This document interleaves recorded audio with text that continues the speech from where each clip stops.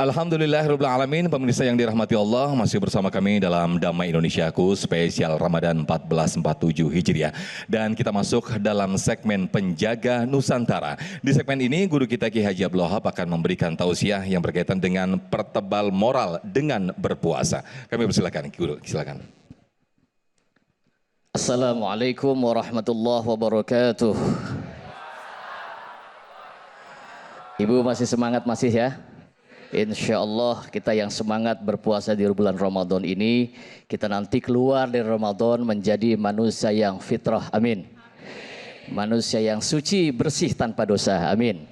Kayaumin waladas ummuhu, bagaikan seorang bayi yang baru dilahirkan dari rahim ibunya. Kenapa dicontohkan bayi? Karena bayi mah dicium kapan aja enak, beda sama emak-emak.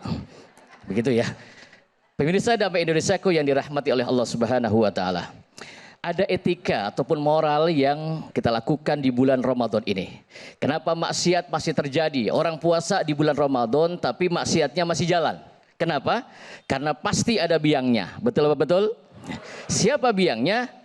Ustadz, katanya kalau di bulan Ramadan itu setan katanya dibelenggu. Begitu ya?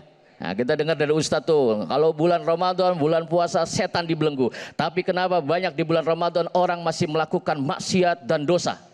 Jawabannya setan itu ada dua. Satu minal jinnati wan nasi. Setan itu yang bangsa jin nggak kelihatan ama mata. Yang satu lagi ada wan nasi, setan yang doyan makan nasi. Nah ini yang bahaya nih.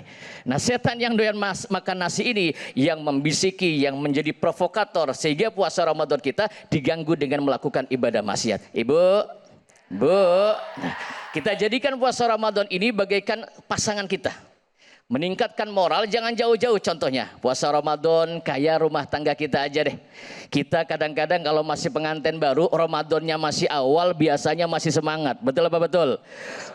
Cadangan makanan di dalam perut masih banyak. Ntar belakangan udah mulai loyo. Kenapa? Begitupun dengan contoh di dalam kehidupan kita. Kita kalau masih pengantin baru di, Masya Allah luar biasa. Kalau jalan bareng sama bininya, kakinya kesandung pengantin baru. Kakinya kesandung jeduk aja. Suaminya ngomong, kenapa neng kakinya berdarah? Enggak, gitu ya. Begitu udah 10 tahun kaki kesandung, jeduk diomelin, mata lu kemana?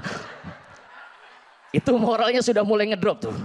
Lagi pengantin baru Pak Ustadz, di kayak Ramadan. Pengantin baru saya kalau tidur melungker dilurusin. Kalau saya berjalan dipegangin. Dulu waktu pengantin baru, asal saya merengut aja sedikit, suami saya ngomong, neng, sungguh takkan kubiarkan yang berani menjamahmu, kan ku pertaruhkan jiwa. Dangdut jalan, Majelis Taklim jalan. Ibu bapak para hadirin dimuliakan oleh Allah Subhanahu wa taala. Maka momentum Ramadan ini awas ya.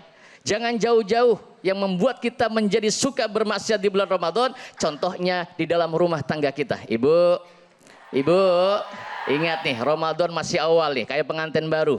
Biasanya ibu-ibu kalau masih pengantin baru sama suaminya rajin. Suami belum datang udah bikin makanan. Betul apa betul? Betul begitu. Tapi begitu udah 10 tahun, boro-boro suaminya datang minta kopi diomelin. Neng bikin kopi apa? Neng diomelin. Kopi melulu bang.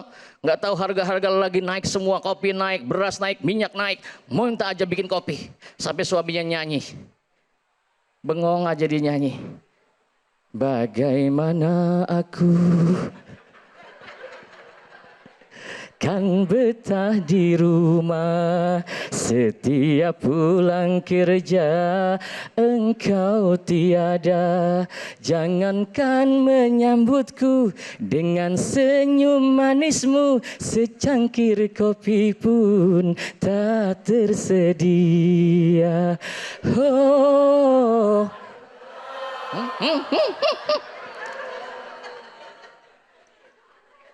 Kalau udah nyanyi, udah nyamber aja. Hadirin dimuliakan oleh Allah. Maka puasa Ramadan kita jangan hanya di awalnya saja.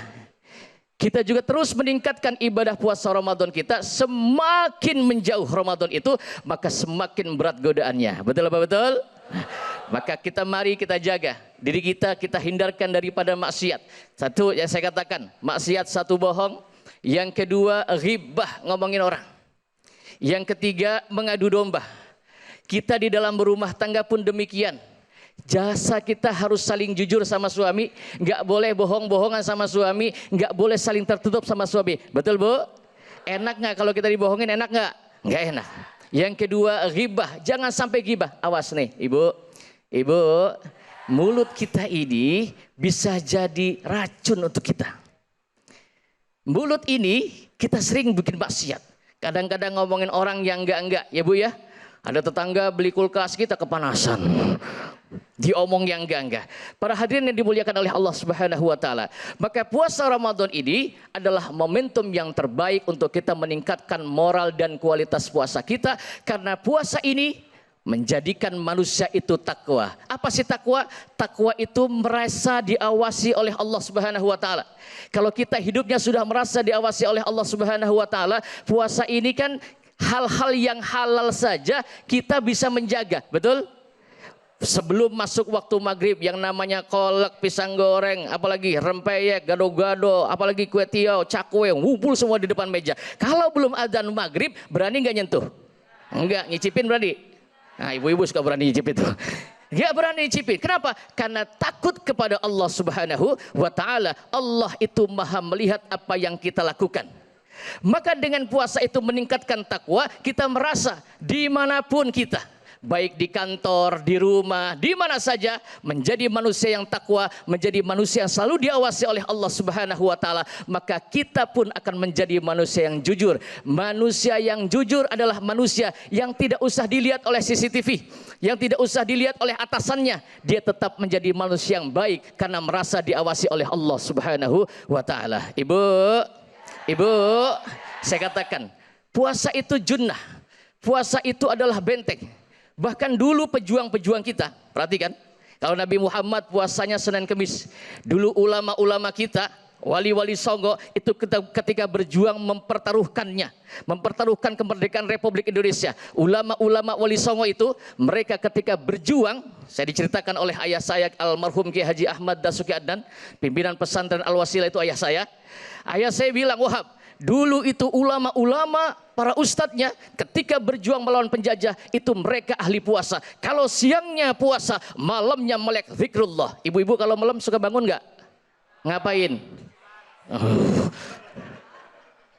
Itu ulama-ulama kita. Mereka siangnya berpuasa, malamnya bangun zikrullah, takarub kepada Allah. Maka ulama zaman dulu ahli puasa. Maka kiai zaman dulu mah begeng-begeng. Ngerti begeng? Kurus, jalannya asal angin goyang. Beda sama kiai sekarang. Mereka berjuang melawan penjajah Belanda. Tidak dengan senjata, tapi dengan riyadhah dan puasa mampu. Sampai saya bilang, ketika penjajah Belanda datang, itu kiai ditembak saking saktinya. Dia ahli puasa, sakti. Begitu ditembak, der, nggak mati. Saya nanya, Pak kenapa nggak mati? Nggak kena. Kalau kena, nah, bahkan kiai zaman dulu bisa ngilang, dicari Belanda tidak ketemu. Dulu kiai bisa ngilang, zaman sekarang banyak yang bisa ngilang, terutama kalau ditagih kreditan. Terima kasih. Assalamualaikum warahmatullahi wabarakatuh. Waalaikumsalam warahmatullahi wabarakatuh. Terima kasih Kiai Haji Wahab yang telah memberikan tausiah di segmen 3 ini. Mudah-mudahan momentum Ramadan ini suatu momen untuk mempertebal moral kita dan juga menjadikan kita berakhlak karimah. Nah pemirsa, di segmen berikut kita akan masuk dalam segmen Bincang Syariah. Tetaplah bersama kami dalam Damai Indonesiaku Spesial Ramadan 1447 Hijriah.